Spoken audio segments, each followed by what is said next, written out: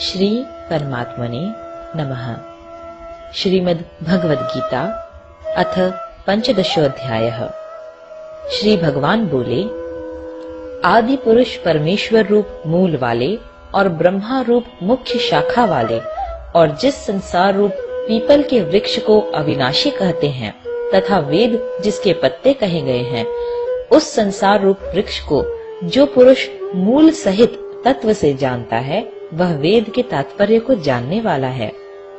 उस संसार वृक्ष की तीनों गुणों रूप जल के द्वारा बढ़ी हुई एवं विषय भोग रूप कोपलों वाली देव, मनुष्य और तिर्यक आदि योनि रूप शाखाएं नीचे और ऊपर सर्वत्र फैली हुई हैं, तथा मनुष्य लोक में कर्मों के अनुसार बांधने वाली अहंता, ममता और वासना रूप जड़ें भी नीचे और ऊपर सभी लोकों में व्याप्त हो रही हैं। इस संसार वृक्ष का स्वरूप जैसा कहा है वैसा यहाँ विचार काल में नहीं पाया जाता, क्योंकि न तो इसका आदि है और न अंत है, तथा न इसकी अच्छी प्रकार से स्थिति ही है। इसलिए इस अहमता, ममता और वासना रूप अति दृढ़ मूलों वाले संसार रूप पीपल के वृक्ष को दृढ़ वैराग्य रूप शस्त्र द्वारा काट कर उसके पश्चात उस परम पद रूप परमेश्वर को भली भांति खोजना चाहिए, जिसमें गए हुए पुरुष फिर लौटकर संसार में नहीं आते और जिस परमेश्वर से इस पुरातन संसार वृक्ष की प्रवृत्ति विस्तार को प्राप्त हुई है, उसी आदि पुरुष नारायण के मैं शरण हूँ, इस प्रकार दृढ़ निश्चय करके उस परमेश्वर का मनन और निधिध्यासन करना चाहिए। जिसका मान और मोह नष्ट हो गया है, जिन्होंने आसक्ति रूप दोष को जीत लिया है, जिनकी परमात्मा के स्वरूप में नित्य स्थिति है और जिनकी कामनाएं पूर्ण रूप से नष्ट हो गई हैं, वे सुख दुख नामक द्वंद्वों से विमुक्त ज्ञानी जन उस अविनाशी परम पद को प्राप्त होते हैं। जिस परम पद को प्राप्त होकर मनुष्य लौटकर संसार में नहीं आते, उस स्वयं प्रकाश परम पद को न सूर्य प्रकाशित कर सकता है, न चंद्रमा और न अग्नि ही। वही मेरा परम धाम है। इस देह में यह सनातन जीवात्मा मेरा ही अंश है और वही इन प्रकृति में स्थित मन और पांचों इंद्रियों को आकर्षण करता है। वायु गंध के स्थान से गंध को जैसे ग्रहण करके ले जाता है, वैसे ही देहादि का स्वामी जीवात्मा भी जिस शरीर का त्याग करता है, उससे इन मन सहित इंद्रियों को ग्रहण करके फिर जिस शरीर को प्राप्त होता है उसमें जाता है। यह जीवात्मा श्रोत्र, चक्षु और त्वचा को तथा रसना, घ्राण और मन को आश्रय करके अर्थात इन सब के सहारे से ही विषयों का सेवन करता है।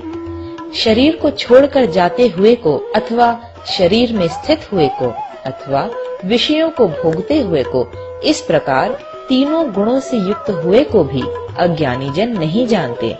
केवल ज्ञान रूप नेत्रों वाले विवेकशील ज्ञानी ही तत्व से जानते हैं। यत्न करने वाले योगी जन भी अपने हृदय में स्थित इस आत्मा को तत्व से जानते हैं, किंतु जिन्होंने अपने अंतःकरण को शुद्ध नहीं किया है, ऐसे अज्ञानी जन तो यत्न करते रहने पर भी इस आत्मा को नहीं जानते।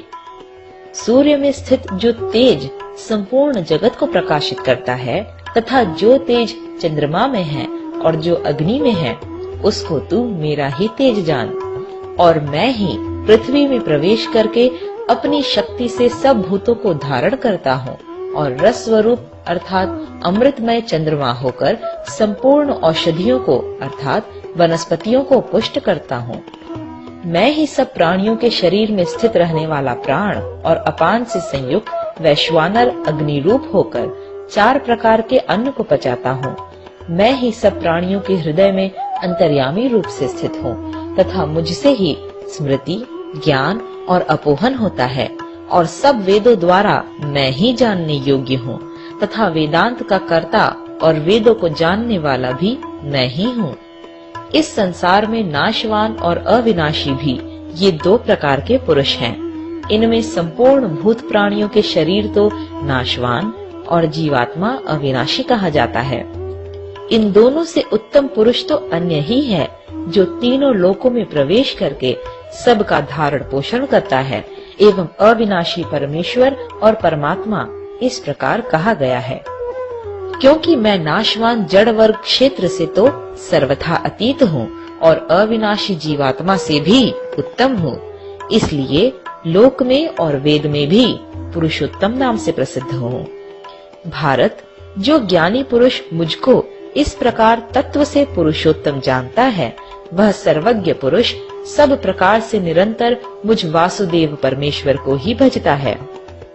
हे निष्पाप अर्जुन, इस प्रकार यह अति रहस्य युक्त गोपनीय शास्त्र मेरे द्वारा कहा गया, इसको तत्व से जानकर मनुष्य ज्ञानवान और कृतार्थ हो जाता है। पंचदशोऽध्यायः समाप्त।